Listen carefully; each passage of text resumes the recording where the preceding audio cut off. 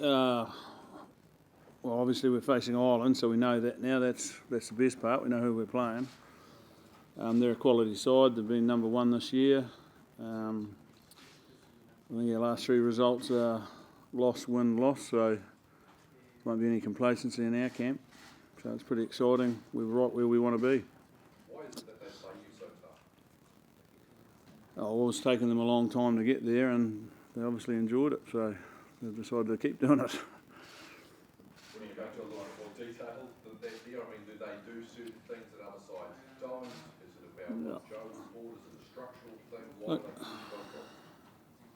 No, I just think that, there's a lot of respect from both sides, and we played them in November, and it was a titanic struggle, and on the day they were the better side. So not sure why they. Most teams that we play get up 10% better than they normally do, and they're no different. And they'll, big difference here is it's a do or die game for both teams. So both teams are in good nick, fresh, excited, and I can only speak on behalf of ourselves. We're really looking forward to the challenge. Steve, are you worried that you've not played enough through the thing in terms of the games you've lost? How do you tailor your preparation to make sure you're kind of match sharp for a game of the magnitude you just described? Oh, look, having a week off is not a bad thing. So, we're quite excited by that fact. It's allowed us to work really hard Friday.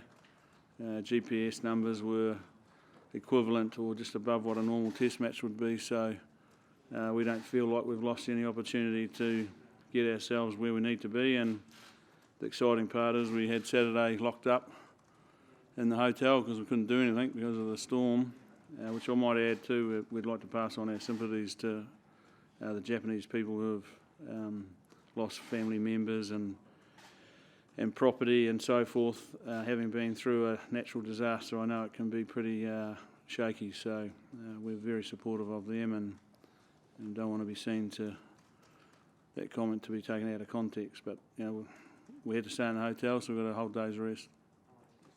Steve, just on Japan again, there were shades of the All Blacks particularly in their first half performance last night. Did you watch them thinking that that's the way everyone wants to see rugby play?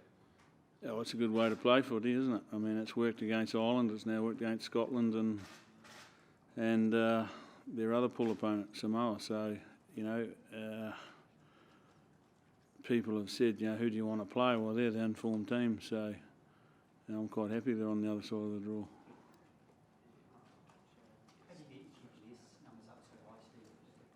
I can't tell you that, Richard, otherwise we'll be giving away IP, and not allowed to give away IP. It's something you've got to keep in your back pocket. Just on going back to Ireland, last time we played in Dublin, Joe Schmidt brought out quite a set play that he said he saw the Highlanders use several seasons prior. Is it hard to train for those sort of things when a coach trains those sort of things? Yeah, look, we've got weaknesses like everybody else, so you've got to have a look at your own weaknesses as much as anybody else and say, well, that Joe does a lot of study, so that can be a strength and a weakness. Might be able to set him up. Have you seen much change from their game plan, like they held the ball for quite a long periods in Dublin? No, look, they're pretty set on how they play, just like we are. So they play to their strengths, and Conor Murray does a lot of kicking, and they use Sexton to drive them around the park, and they're big forwards to carry. And why would they want to change? That's been very successful for them. I think they're better than just a one-man team, yeah. So, but like your 10's pretty important. Steve, these four fixtures with Ireland since 2013 have a lot to do with defining Joe's Ireland. How much of an impact has it had on your time as an All Black coach? These four fixtures, now 5 as you say. Oh, look, I don't know if they've defined us as a team, but every test match is an opportunity to express yourself, and from a coaching point of view, I'm privileged to have been lucky enough to coach one test, let alone the many that we have. So I just enjoy the moment, and I particularly enjoy what we're going into. It's a big pressure moment, and and the team that copes with that the best is probably going to come out on top. And this is why it's called a test match. Test you both physically and mentally, and from my point of view, that's what excites me the most. Have they brought out the best in you, especially that 2016 response to Chicago? I think they've brought out the best in us for a long, long time. I don't know how many games we've played, but we enjoy playing them, and that hasn't changed just because they've beaten us a couple of times. Like a lot of people are getting caught up in the past. It's about what's going to happen on Saturday that's going to matter. Anything that's happened prior to that is irrelevant. Do you enjoy using your wits? Sorry, do you enjoy using your wits against Joe? Oh yeah, but no more than anyone else. I mean, that's what I'm saying. Like it's what we concentrate on ourselves. So it's our coaching group and our management group and our group of players getting our week right. And then if we're good enough on the day, then we're good enough. If we're not, well, we're not. But we know that we've got a talented group of people, and our job as coaches and as management people are to create an environment where that talent can express itself. How do you break the finiteness of the situation for the team and for yourself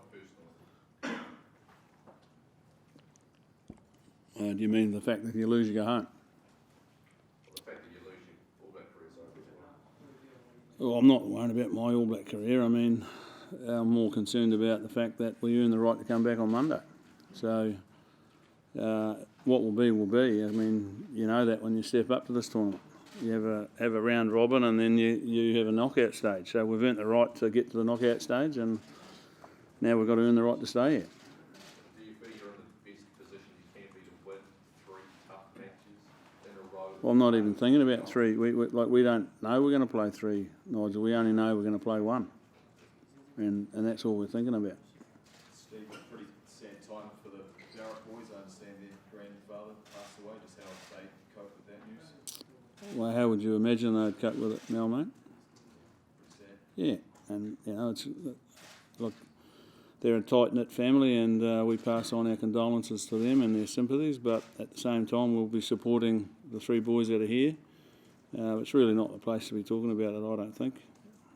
Personally, it's a private matter, and just got to let them get on with it.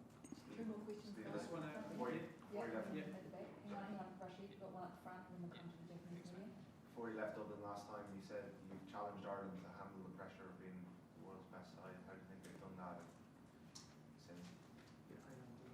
When did I do that? Before you left Dublin after the games, you said they've got the mantle as well. So that's number 1. They got to live with it. How did it? Well, you've probably seen them more often than me because you live there, so how do you think they're going on it? Not great. Well, they're in the quarterfinal, so they're not going too bad, are they?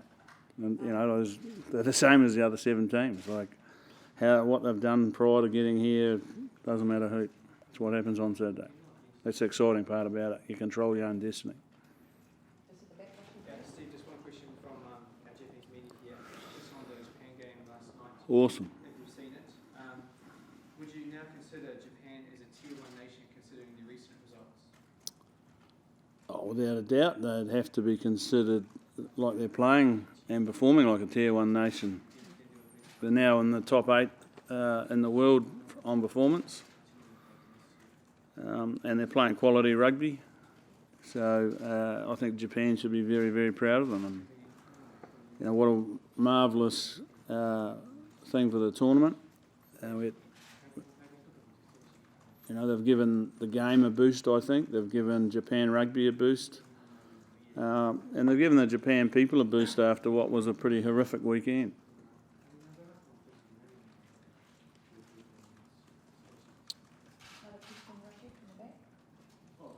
Yeah, we do have one question. So Japan now play the Springboks next up. From your experience, what would you say Japan's going to need to do to win that game? Score more points than the Springboks.